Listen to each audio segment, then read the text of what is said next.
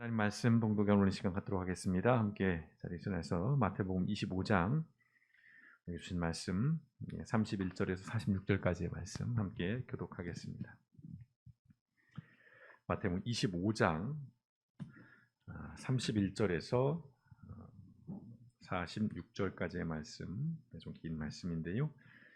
천천히 교독해 보겠습니다. 31절입니다.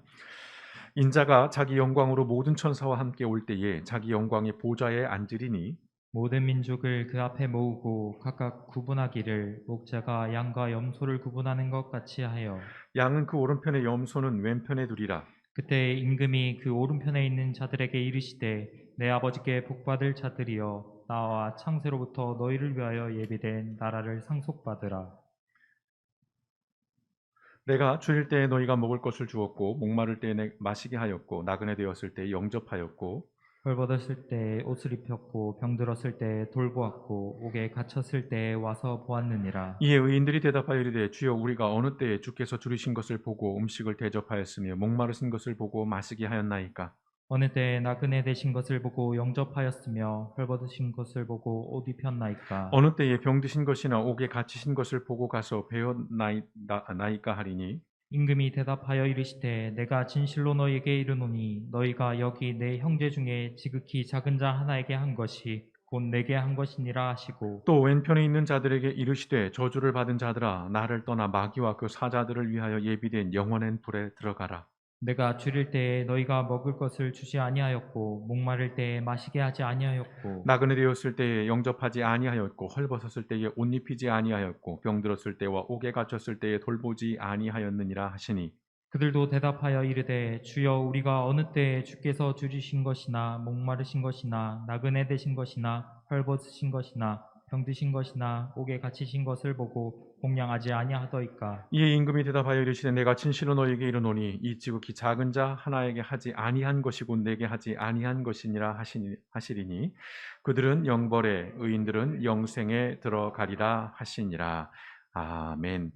고맙고 감사하신 아버지 하나님, 우리에게 새로운 주일 또한 새로운 새해를 허락하시니 감사합니다. 우리에게 허락된 한 해 어떠한 일들이 기다리고 있을지 우리가 어떠한 상황에 처하게 될지 우리는 알 수 없지만 어느 곳에 있든 하나님께서 나와 함께 하심으로 인하여 내가 마주하는 그 상황들, 내가 처한 그 모든 환경들 속에서 우리가 능히 이겨내고 아버지 하나님 승리하기를 원하오니 올 한 해도 우리와 함께 하시고 우리의 걸음걸음을 주장하여 주시고 우리의 생각과 우리 마음속에 늘 함께 하여 주시어서 우리가 서 있는 자리와 우리가 가는 모든 곳이 하나님께 옳은 것들이 되어질 수 있도록 우리의 삶의 걸음걸음을 주장하여 주시옵소서. 무엇보다 아버지 올 한 해 하나님께서 이제 먹이시고 입히시며 채워주시기를 원하오니 일복교에 속한 모든 하나님의 백성들의 삶을 풍성케 하시고 아버지 하나님 길들을 열어주시어서 여러 가지 물질적으로 근심하고 염려하는 일들이 없도록 하나님께서 하늘의 복을 넘치도록 부어주시옵소서. 오늘도 아버지 하나님 그 가운데 하나님께 구별하여 아버지 하나님 예물을 드립니다. 등을진 귀한 예물들 하나하나 그 손길들을 기억하여 주시고 그 쓰임에 합당케 하시며 올해는 더욱더 풍성하게 하나님의 드릴 수 있을 만큼 저마다의 삶의 자리를 하나님께서 기억해 주시어서 이제 하나님 앞에 더 많은 것들로 채워서 풍성해지는 복된 우리 길법교의 모든 성도님 되어질 수 있도록 올 한 해의 모든 삶의 과정 속에 우리 하나님께서 역사하여 주시옵소서. 이제 주신 말씀으로 잠시 묵상하려고 합니다. 말씀을 통해 우리에게 음성 들려주시고 깨닫게 하시고 이번 한 주간도 말씀을 붙잡고 그 말씀의 안내를 따라 살아가는 복된 걸음이 될 수 있도록 하나님 우리와 함께하여 주시옵소서. 모든 말씀 우리 권하신 예수님의 이름으로 감사하며 기도드렸습니다. 아멘. 주신 말씀 잠시 묵상하는 시간 갖도록 하겠습니다. 묵상하신 말씀 잠시 나누 시간 갖도록 하겠습니다. 오늘은 또 다 책 한 권을 좀 소개하는 것으로 말씀을 시작해 보려고 하는데요. 제가 책을 가져오지는 않았는데 이미지로 화면으로 좀 보여드리도록 하겠습니다. 제목이 예수가 하려던 말들이라고 하는 책입니다. 두껍지 않고요. 되게 작은 소책자 같은 책인데요. 서울 장로의 신학교 신학과 김호근 교수님이 쓴 책입니다. 저의 평소의 고민들 그리고 저의 생각들을 정리하는 데 굉장히 유용한 책이었습니다. 기회가 되신다면 여러분들도 저 책을 좀 한번 읽어보시기를 권합니다. 비유에 관한 거예요. 예수님께서 복음서에서 말씀하신 그 비유를 가지고 그 비유의 목적이 무엇인지 그 비유를 새롭게 해석하기도 하고 궁극적인 그 비유가 가진 무게감, 의미들을 묵상하는 데 아주 유용한 책입니다. 예수님께서 이제 기존의 생각들을 뒤집는 이른바 비유, 은유라는 것들을 통해서 세상과 그리고 사람들에게 어떤 새로움 그리고 놀라움을 갖게 만든다는 것이죠. 그래서 현재와는 다른 삶을 상상하고 희망하게 했다라고 하는 그러한 이야기를 담고 있는 책입니다. 포인트는 그거예요. 현재와는 다른 삶을 상상하게 하는 것, 희망하게 하는 것, 그리고 그러한 삶을 도전하게 하는 그런 책이라는 것입니다. 그리고 여기서 이렇게 말씀합니다. 하나님 나라의 가치와 하나님의 통치가 무엇인지를 새롭게 알려주는 것이 예수님의 그 비유 속에 담겨 있는 그 하나님 나라의 비유가 가진 의미라고 얘기를 합니다. 끊임없이 하나님 나라에 대한 이야기들을 제가 해오고 있습니다. 어제 오늘 얘기는 아닌데요. 그 하나님 나라의 가치, 그 하나님 나라의 통치가 어떠한 것인지를 예수님께서는 이 비유를 통해서 말씀해 주신다는 겁니다. 책을 보면 그런 이야기를 해요. 이 교수님이. 예수님 당시에 그 비유는 사람들을 굉장히 놀라게 했습니다. 굉장히 충격적이게 했고 또 많은 반향들을 일으켰는데 왜 우리에게 이 예수님의 비유는 어렵거나 모르거나 또는 지루하거나 따분하거나 별 어떤 그런 충격이 없는가 이런 의문점들을 가지고 본인이 연구하고 묵상하기 시작한 것입니다. 그 안에 엄청난 이야기들이 담겨져 있는데 그런 어떤 의미들을 우리가 요즘 많이 놓치고 있다는 것입니다. 특별히 오늘 이 책에서 이 저자인 김옥은 교수님은 독일의 사회 심리학자인 레빈 교수의 변화 이론을 우리에게 들려줍니다. 그 레빈 교수는 변화를 세 가지의 과정을 통해 설명을 합니다. 여러분 화면에 보시는 것처럼 해동, 논란, 혼란, 재동결이라고 하는 이 과정을 통해 설명을 하는데요. 짧게 말씀드리면 이렇습니다. 해동이라고 하는 것은 우리가 느낌은 아시죠? 기존의 사고방식이나 행동 양식을 바꿔야 한다라고 하는 현실 자각을 통해서 변화를 준비하는 단계인 것입니다. 우리가 30년, 40년, 50년, 60년 그 이상의 세월 동안 강고하게 우리의 생각으로 굳어져 있던 것들, 우리의 행동 양식으로 돼 있던 그런 어떤 관습이랄까요? 어떤 흐름들을 그야말로 해동하는 거예요. 한번 녹여보는 것이죠. 변화를 가져야 한다라는 자각을 하게 한다라는 그런 단계인데 이른바 사는 대로 생각하던 삶의 방식에서 이제 생각하며 사는 삶의 방식으로의 전환을 의미합니다. 신앙의 영역에서 이 부분을 표현해 보자면 영적인 도전이고 결단의 단계예요. 그래, 다르게 한번 살아보자. 새롭게 살아보자. 이렇게는 안 되겠어. 내가 계속 이렇게 살아왔는데 아니야. 그것이 큰 문제가 있어서도 그렇지만 뭔가 의문이 드는 것이죠. 이렇게 살아가는 것이 맞는 것일까? 이렇게 행동하는 것이 옳은 것일까? 라는 어떤 그런 도전을 받는 거예요. 그리고 한번 달라져 보자. 달라지는 건 아닙니다. 의문을 품어보는 거예요. 자, 내 신앙에 대해서 이 성경을 통해서 끊임없이 의문을 품고 질문하고 확인하고 점검을 하는 것입니다. 이 해동이라고 하는 그런 변화에 있어서의 첫 번째 단계는요. 두 번째 과정 혼란입니다. 혼란. 말 그대로예요. 해동의 과정에서 필연적으로 동반되는 과정인 것입니다. 이른바 익숙한 것들과 결별한다는 것은 반드시 혼란을 가져와요. 이전 방식을 고수하고자 하는 관성, 그리고 새롭게 변화되어야 한다는 이른바 당위가 서로 충돌하는 것이죠. 그리고 줄다리기를 하는 것입니다. 자, 변화해야 돼. 아니야, 괜찮아. 변하지 않아도 돼. 이것이 옳아. 아니야, 옳지 않아. 끊임없이 부딪히는 거예요. 이 과정은 그래서 갈등과 대립을 만들고요. 또 저항과 투쟁이 생겨납니다. 신앙의 영역에서 보자면 옛사람과 새사람의 싸움이에요. 내가 예전에 갖고 있던 그런 어떤 관습들, 그리고 내가 그리스도인으로서 이렇게 살아야지라고 하는 그 당위 가운데서 서로 싸움이 벌어집니다. 그리고 하늘과 땅의 대립이고 전통과 개혁의 갈등이기도 합니다. 우리가 사는 이 사회도 그렇지만 교회도 이 과정이 가장 힘든 시간입니다. 교회 안에서도 예배 순서를 하나를 바꾼다든지 또는 어떤 의식에 있어서의 순서를 바꾼다든지 또는 그 내용 모양을 바꾼다든지 이런 거 하나하나가 사람들마다 생각이 다르기 때문에 저마다 갖고 있는 강고한 전통적인 기존 관념들이 있기 때문에 쉽지가 않은 거예요. 예를 들어 우리가 지금 코로나로 인해 성찬을 지금 못한 지가 몇 년째 되고 있는데 이제 조만간 이제 성찬을 좀 시작하려고 합니다. 성찬에 대해서도 굉장히 많은 방식들이 있어요. 여러 가지의 어떤 형식들이 있는데 꼭 이렇게 해야 된다라고 주장하는 사람들이 있습니다. 또 반면 그렇게 하지 않아도 된다라고 하는 사람들이 있는데 이른바 죽고 사는 문제가 아닐진데 사실은 이 문제로 정말 목숨을 걸고 싸우는 일들도 비일비재한 것입니다. 그럴 문제가 아닌데요. 근데 그만큼 무언가 변화를 준다는 것, 또 새롭게 된다는 것은 혼란을 가져온다는 것입니다. 그러나 포기할 수 없는 것이죠. 그런 저항이나 갈등이나 그런 불편함들 때문에 그래 그럼 이전에 하던 대로 가자. 그래 예전에 생각하던 그 방식으로 가자. 그럴 수는 없다라는 것이죠. 포기하면 우리의 신앙은 반드시 변질됩니다. 그리고 교회는 분명 소멸될 수밖에 없다는 것이죠. 세 번째 과정은 재동결입니다. 재동결. 느낌이 오시죠?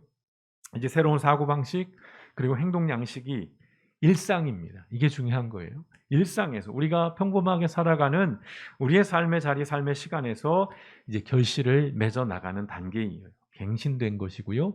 개혁된 상태입니다. 신앙의 영역에서 보자면 고린도 후서의 말씀 속에서 이전 것은 지나갔으니 보라 새 것이 되었도다라고 선언하는 단계예요. 이전 것은 지나갔던 거예요. 이제 새로운 것이 된 것입니다. 낡은 옷을 벗고 새 옷을 입은 상태라는 것이죠. 자, 세 가지의 어떤 과정, 해동, 혼란, 재동결이라고 하는 이 레빈의 변화 이론은 우리의 신앙생활에서도 사실은 그대로 지금 적용되고 있는 것을 봅니다. 그리고 이 변화는 사실은 이례적으로 끝나는 것이 아니라 끊임없이 반복이 되는 거예요. 개혁이 됐다고 해서 그것이 끝이 아니라 늘 말씀드립니다. 개혁된 교회는 끊임없이 개혁되어야 한다는 것입니다. 우리의 신앙은 계속해서 바뀌어 나가야 한다는 것입니다. 예수님께서 이 복음서에서 비유의 말씀들을 통해서 제자들과 사람들에게 말씀하고자 하셨던 것이 바로 이러한 개혁입니다. 이런 변화예요. 새로움입니다. 자, 예수님이 말씀하시는 하나님 나라라고 하는 것은 기존의 세상 나라와는 전혀 다른 나라입니다. 이 책에서 이런 부분들을 자세하게 우리에게 들려주고 있는데 세상 나라의 존재 방식이나 또는 가치나 질서와 전혀 다른 새로운 나라라는 것입니다. 그런데 여기서 늘 말씀드립니다만 새롭다는 것은 전에 없던 것이 아니에요. 전에 있던 것으로 회복하는 것을 의미합니다. 기독교 신앙에서 또 성경에서 말하는 새롭게 되라 또는 개혁해라 또는 변화되어라라고 하는 것은 이전에는 존재하지 않았던 어떤 상태, 어떤 모양, 모습으로 달라지라는 것이 아니라 처음의 모습으로, 원래의 모습으로 회복되라는 것입니다. 그래서 늘 말씀드리죠. 하나님의 나라는 이미 에덴 동산을 통해서 그 원형을 우리에게 보여주셨습니다. 따라서요, 요약해 보자면 우리가 하나님 나라를 욕망해야 하는 것은 선택이 아니라 필수라는 것입니다. 그냥 신앙의 여러 형태 중에 하나 또는 교회에서 그저 해마다 어떤 슬로건으로 캠페인으로 어떤 운동처럼 이렇게 또는 가르치는 하나의 교훈적인 내용이 아니라 본질이라는 것이에요. 본질이라는 것, 필수라는 것입니다. 신앙의 본질, 그것은 하나님 나라에 있다라는 것입니다. 지난 주일에 말씀드렸죠. 하나님 나라를 욕망하라는 것은 내 삶이 어떻게 달라지고 어떻게 변화되어야 하는지에 대한 이야기라는 말씀을 드렸어요. 자, 오늘 마태복음 25장 말씀도 본질적으로는 24장과 같은 말씀입니다. 이 동호 반복 같은 그런 말씀인데요. 연결되어 있어요. 이 25장은 그에 앞선 마태복음 24장 42절 그러므로 깨어 있으라는 그 말씀의 연장입니다. 25장이요. 자, 오늘 25장 전체를 한번 조망을 해봅니다. 세 가지의 비유가 등장합니다. 성경을 이렇게 넘겨 보시면서 자, 세 가지 비유가 등장하는데요. 1절에서 13절은 열처녀 비유입니다. 우리가 잘 알고 있죠? 그 신랑을 기다리는 등불을 들고 그 열처녀 비유예요. 결혼식에서 신랑을 기다린 10명의 그 신부 들러리에 관련된 이야기를 통해서 무엇을 얘기합니까? 구원이라는 것은 통칭해서 말씀드리면 충분히 준비해서 깨어서 기다리는 자의 것이라는 교훈을 주시기 위한 비유의 말씀입니다. 그리고 14절에서 30절까지 이어지는 것은 이 또한 유명한 비유죠. 달란트 비유입니다. 달란트 비유. 자, 받은 은사와 또 받은 그 재능을 최대로 활용해서 하나님께 영광을 돌려야 한다라고 하는 그런 비유의 말씀이고요. 31절에서 46절, 오늘 우리가 본문으로 읽은 그 부분은 이른바 양과 염소의 비유라고 얘기를 합니다. 뒤에 조금 더 설명을 하겠습니다만 요약하자면 우리가 살아가는 우리의 현실의 삶에서 사랑과 구제와 봉사의 삶을 살아가라는 말씀, 실천에 관련된 이야기를 하시는 거예요. 실제적인 이야기를 하시는 겁니다. 자, 오늘 이 세 가지 비유에 공통점이 있습니다. 뭘까요? 신랑과 주인과 심판은 반드시 온다는 것입니다. 선택사항이 아니에요. 올 수도 있어. 올까? 이게 아니라는 거예요. 온다라는 것입니다. 명시적으로 말씀을 하고 있는 거예요. 신랑은 옵니다. 더디 올지라도. 주인도 와요. 언제 올지 모르지만 옵니다. 심판 반드시 있습니다. 어물쩍 그냥 넘어가고 좋은 게 좋은 거 다 천국 가고 그런 거 아니라는 것입니다. 지금 오늘 예수님의 재림과 심판은 이미 실현된 미래라고 말씀을 드릴 수 있을 것 같아요. 이미 정해져 있는 것이니까 그것은 이미 실현된 것과 같은 의미인 것이에요. 다시 말씀드립니다. 표현을 바꾸면 종말은 아직 오지 않은 것이지만 사실은 이미 와 있는 것이에요. 종말은 내일에 관련된 이야기지만 사실은 오늘에 관련된 이야기라는 것입니다. 이미 정해져 있는 일이기 때문에 가능성을 담고 있는 게 아니에요. 그래, 종말이 올 거야. 한 51%쯤 이 얘기를 하는 게 아닙니다. 100%라는 얘기, 100%. 오늘 이 세 가지 비유는 깨어서 준비하는 삶에 대한 좀 더 구체적인 가르침입니다. 물론 아직 좀 더 구체적인 것들은 이제 차차로 나와야 되겠습니다만은. 자, 다시 말해서 하나님 나라를 욕망하며 산다는 것의 구체적인 모습들이 이제 조금 이 안에 담겨 있습니다. 자, 신랑을 기다리는 사람들은 충분한 기름을 준비해라 라고 하는 그 가르침은 예수님의 재림을 맞이하기 위해서 내가 무엇을 준비할 것인가를 생각하게 하는 말씀이에요. 명시적으로 하나, 둘, 셋 이렇게 지정해 주진 않습니다. 각자의 어떤 삶의 형편과 어떤 삶의 자리에서의 여러 가지 상황들이 있기 때문에 중요한 것은 무엇을 준비하며 나는 살아갈 것인가. 이걸 이제 생각하게 하려는 그런 말씀입니다. 이 책의 저자인 김홍 교수는 그런 얘기를 해요. 믿음이라는 것에 대해서 이렇게 얘기를 합니다. 믿음은 현재적 삶과 미래적 소망 사이에 있는 것으로 버림과 비움과 채움의 문제라고 그렇게 정의하고 또 그렇게 의미를 부여합니다. 자, 하나님 나라를 욕망한다는 것은요, 그런 의미에서 현재의 삶에서 내가 무엇을 버려야 하고 무엇을 비워야 하고 무엇을 채워야 할지를 끊임없이 성찰하면서 중요한 것 실천해 가는 것입니다. 버릴 것을 계산하지 않는 믿음은 욕망이라고 그렇게 얘기합니다. 다시요. 버릴 것을 계산하지 않는 믿음은 욕망이라는 것입니다. 우리는 채워지는 걸 좋아하죠. 가능하면 많은 것들을 좋아하고 큰 것들을 좋아합니다. 풍성한 것들을 좋아합니다. 물론 그것은 좋은 것입니다. 그러나 믿음이라는 것, 우리의 신앙생활이라는 것에서 되게 중요한, 정말 중요한 것 하나는 무엇이냐면 채우는 것만큼이나 비우고 버리는 것도 중요하다는 것입니다. 사실은 이게 같은 말이기도 하죠. 무한정 채울 수도 없는 것입니다.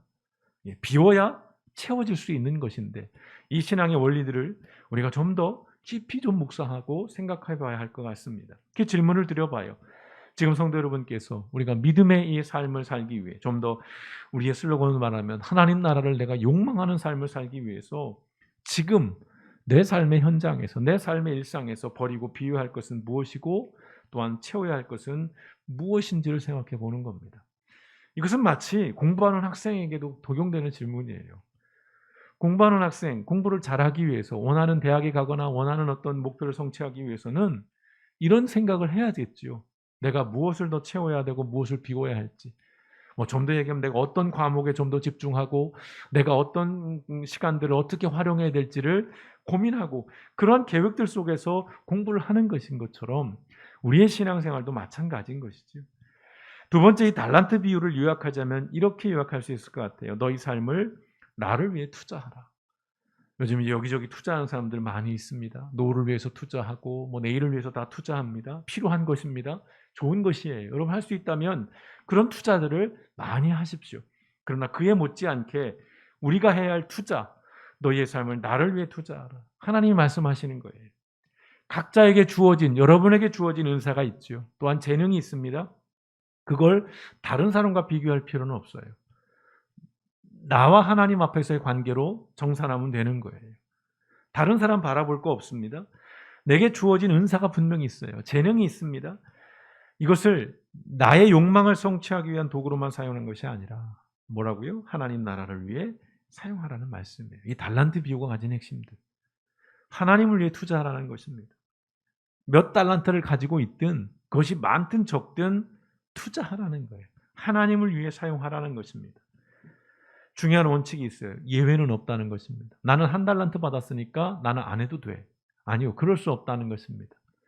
1달란트든 2달란트든 3달란트든 내게 있는 건, 내게 주어진 건, 내가 받은 것이 있다면 그것을 통해서 하나님은 무언가를 하시기를 원한다는 겁니다. 각 사람의 은사와 재능의 모양은 다르고 모습도 다를지라도 목적은 하나라는 거예요. 뭡니까? 하나님 나라의 회복이에요. 그런 질문을 드려봅니다. 지금 성도 여러분이 가지고 있는 은사와 재능을 어디에 사용하고 계시는지요? 또한 무엇을 만들어내고 계시는지요? 이따 혹시 범죄 영화들을 보면 정말 기발한 범죄들을 벌이잖아요. 또는 현실에서도 그렇고요. 그 좋은 머리를 가지고, 그 좋은 재능을 가지고 아주 기가 막힌 범죄들을 저지르는 사람들을 보게 됩니다. 그것을 가지고 다르게 활용했다면, 다르게 썼다면 얼마나 좋았을까라는 생각들을 하게 되는데요. 그것은 어떤 그런 영화 속의 이야기만이 아니라 오늘 우리의 현실에 관련된 거죠. 또 신앙 안에서는 매우 중요한 질문이기도 합니다. 내가 가지고 있는 유한한 이 재화 또는 내가 가지고 있는 이 은사, 이 재능들을 나는 어디에 어떻게 사용하고 있는지, 그리고 그것들을 통해서 내가 만들어내고 있는 것들은 무엇인지, 어떤 감사를 만들어내고 있는지, 아니면 원한이나 또 어떤 증오를 만들어내고 있는지 우린 깊이 생각하고 묻고 성찰해야 합니다. 세 번째, 이 양과 염소의 비유는 양과 염소의 비유는 하고 있습니다만은 이것은 비유라기보다는 이제 마지막 그 종말의 날에, 좀 더 구체적으로는 심판의 날에 일어날 분명한 현실에 관한 말씀을 하고 있는 것입니다. 양과 염소로 나눠진다는 거예요. 구별된다는 것입니다. 분명히 갈라진다는 것입니다. 자, 우리의 삶은 반드시 평가를 받는 날이 옵니다. 오늘 이 비유의 말씀이 우리에게 들려주는 거예요. 그런데 그 평가의 기준은 뭐예요? 철저하게 타인에 대한 우리의 태도와 행동에 달려 있다라는 것이에요. 자, 하나님 나라를 욕망한다는 것은 우리 현실에서의 우리의 삶의 문제입니다. 그래서요.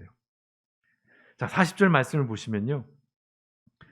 임금이 그들에게 말하기를, 이제 비유로 주시는 말씀 가운데 하나입니다. 내가 진정으로 너희에게 말한다. 너희가 여기 내 형제 자매 가운데 지극히 보잘것없는 사람 하나에게 한 것이 곧 내게 한 것이다 할 것이다 라고 말씀을 해요.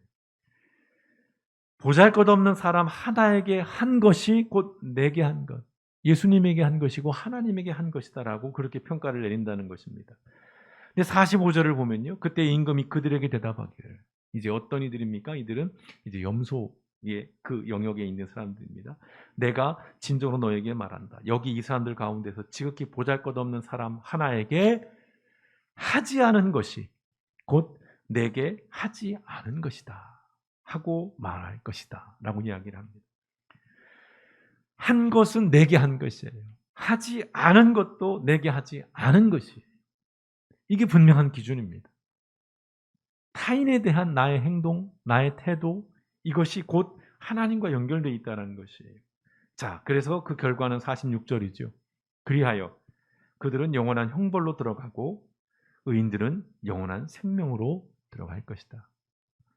양의 편에 서 있는 사람들은 영원한 생명으로, 염소의 편에 있는 사람들은 영원한 형벌로 들어간다는 것입니다. 다른 길이 없어요. 제3의 길도 없습니다. 중간에 어떤 연옥 같은 그런 거 없어요. 어디 좀 중간에 있다가 내가 거기서 조금 노력하면 이제 합격, 또는 거기서 내가 좀 방심하면 탈락, 이게 아니라 선택지가 없어요. 딱 나눠집니다. 양이든 염소든, 영원한 형벌이든 영원한 생명이든 나눠진다는 것이에요. 자, 오늘 이 세 가지의 비유는 결론적으로 말씀드리자면 그리스도인의 책임에 관한 이야기. 신랑을 기다리는 열 처녀의 비유도 책임에 관련된 거예요. 내가 그 신랑을 기다리기 위한 준비, 내가 해야 되는 것이죠. 달란트 비유도 마찬가지입니다. 내게 주어진 그 달란트를 가지고 나는 책임 있게 내 삶을 살아내야 하는 것입니다. 세 번째 비유는 말할 것도 없죠. 그 결과로 주어지는 것이니까요. 내가 책임 있는 그리스도인으로 살아갔다면 나에게는 영원한 생명이 주어지는 것이고, 내가 무책임한 자로 살았다면 나에게는 영원한 형벌이 주어지는 것입니다. 내일 종말과 재림과 심판이 있기 때문에 오늘 우리는 그리스도인들은 우리의 삶의 자리에서 책임 있는 삶을 살아야 한다는 것입니다. 믿음의 삶은 그런 의미에서 현실을 부정하거나 도피하지 않습니다. 또한 무시하지도 않습니다. 그렇다고 또한 현실에 압도당하거나 순응하거나 편승하는 것도 아닙니다. 참 어려운 얘기예요. 그러나 우리는 이 중에 한 모습을 보이고 있습니다. 현실적인 거니까요. 믿음에 사는 사람들 중에 대부분 전통적으로는 현실을 부정해요. 도피합니다. 그리고 무시해요. 왜요? 하나님과는 상관없는 것이고 신앙과는 관계없는 것이라고 하는 그런 어떤 이원론적인, 성과 속을 거룩과 거룩하지 않은 것을 분리해버리는 그 사고방식 속에 대부분의 그리스도인들은 현실에 대해서 무관심합니다. 그 신앙이 아니라는 것이에요. 그러니까 더러 제가 여기서 현실적인 얘기들, 굳이 콕 집어서 정치적인 얘기들을 할 때 불편하신 이유가 바로 그런 부분이기도 할 겁니다. 아니, 교회에서 왜? 그러나 성경은 현실을 바탕으로 하고 있어요. 예수님의 비유의 말씀은 철저하게 현실적인 얘기입니다. 뜬구름 잡는 얘기가 아니라 이미 정해진 내일 그 끝이 있기 때문에 오늘 내 삶이 의미가 있다라고 하는, 내가 살아가고 있는 이 세상과 그 속에 살아가는 사람들이 나와 무관하지 않다는 이야기들을 그 비유의 말씀들을 통해서 끊임없이 지속적으로 우리에게 들려주고 있는 것입니다.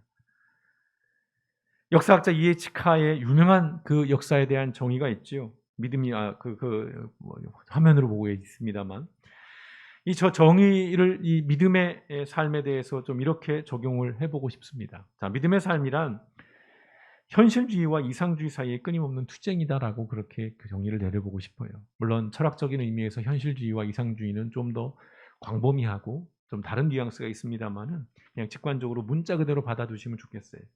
믿음의 삶이란 현실주의와 이상주의 사이에 끊임없는 투쟁이다. 사실 우리 그리스도인들은 끊임없이 이 사이에서 갈등하고 흔들리고 고민합니다. 사도 바울이 그랬던 것처럼 오호라 나는 곤고한 자로다. 누가 이 사망의 늪에서 나를 건져내리야. 사도 바울도 늘 고민하는 거예요. 현실 속에서, 이상 속에서. 마음은 원이지만 육신이 연약한 거예요.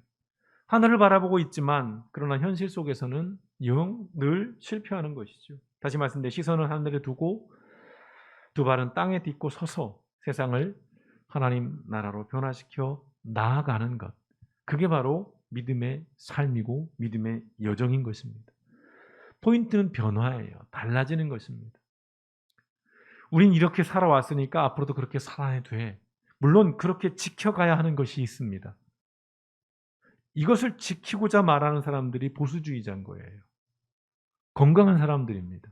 필요한 사람들입니다. 근데 달라져야 하고 고쳐야 하고 버려야 하는데도 그것들을 계속 유지하려고 하고 지키려고 하는 사람들, 이런 사람들은 보수라고 말하지 않습니다.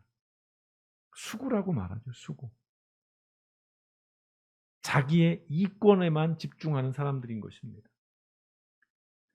믿음의 삶이라는 것은 이 두 기둥 사이에서 끊임없이 우리는 성찰하며 조금씩 원래의 그 에덴 동산의 그 원형을 회복해가는 것, 즉 하나님의 나라로 우리가 사는 세상들을 조금씩 변화시켜 나가는 것이 믿음의 삶인 것입니다.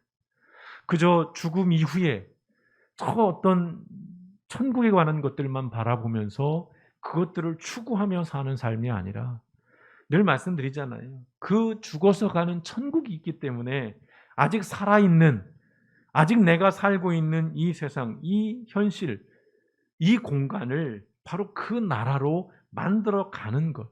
그것이 교회의 역할이고 그리스도인의 신앙의 핵심이라는 것입니다. 이것이 깨어서 준비하는 삶이에요. 깨어있는 삶이고요. 그리고 이것이 결국은 그리스도인의 삶인 것입니다. 다시 말씀드립니다. 신랑과 주인과 심판은 반드시 옵니다. 반드시 와요. 그래서 우리는 이 그리스도인의 삶을 포기할 수 없고 또한 포기해서도 안 된다는 것입니다. 다시 또 말씀드립니다. 성도 여러분이 재벌집 막내 아들이라면, 야, 목사님 은혜 받았나 보다. 계속 드라마 얘기하네. 여러분이 재벌집 그 막내 아들이라면 반드시 일어날 그 사건, 사고, 그 결과에 대해서 여러분 침묵하거나 외면하거나 부정하며 살아가시겠습니까? 그럴 수 없죠. 그럴 수 없습니다.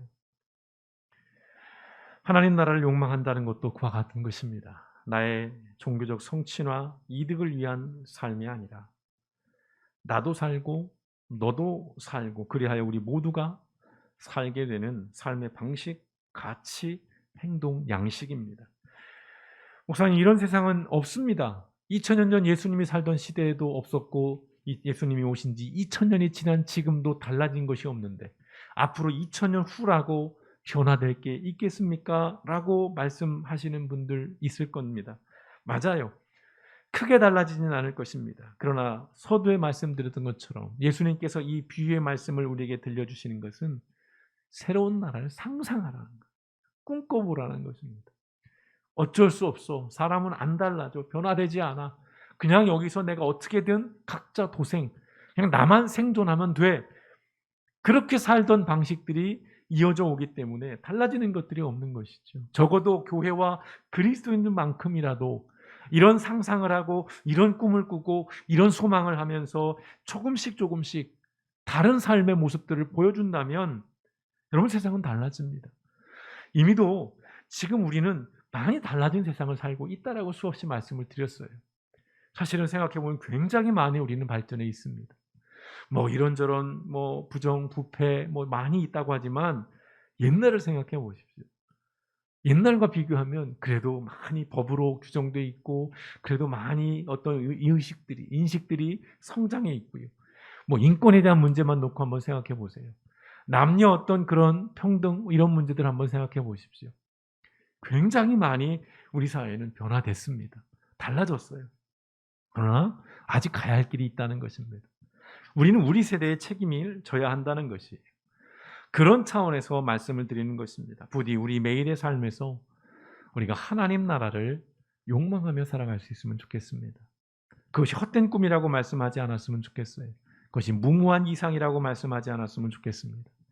이것은 우리의 무모한 이상이 아니라 예수님께서 우리에게 이 땅에 오셔서 말씀하시고 보여주시고 살아내셨던 삶의 현실인 것입니다.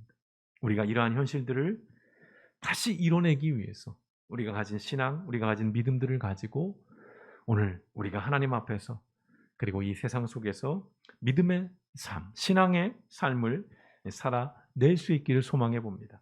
다시 우리에게 새해라고 표현합니다. 2023년 우리에게는 조금 더 변화를 만들어내는 그런 한 해가 될 수 있으면 좋겠습니다. 이전에는 내가 이렇게 살아왔지만 2023년은 조금은 다르게 사는, 그것이 막 내가 성경을 더 읽겠어요, 기도를 하겠어요, 전도를 하겠어요, 이게 아닙니다. 그런 지엽적인 말씀을 드리는 게 아니에요. 세상을 바라보는, 사람을 바라보는 그 태도와 그 방식들에 대한 변화를 얘기하는 것입니다. 궁극적으로는 하나님 나라라고 하는 큰 틀 속에서 나의 삶들의 새로운 어떤 재구성들, 내 삶을 다시 재구성해 나가보면서 내가 어떻게 살아가는 것이 참으로 의미 있는 인생이며 그것이 어떻게 살아갈 때 하나님께서 내 삶을 기뻐하실지를 찬찬히 깊이 묵상하시면서 2023년은 그래도 2022년보다는 이렇게 달라졌습니다라고 하나님 앞에 고백할 수 있는 저와 여러분, 우리 길법교회 모든 성도 되시기를 주님의 이름으로 축원드립니다. 함께 기도하시겠습니다.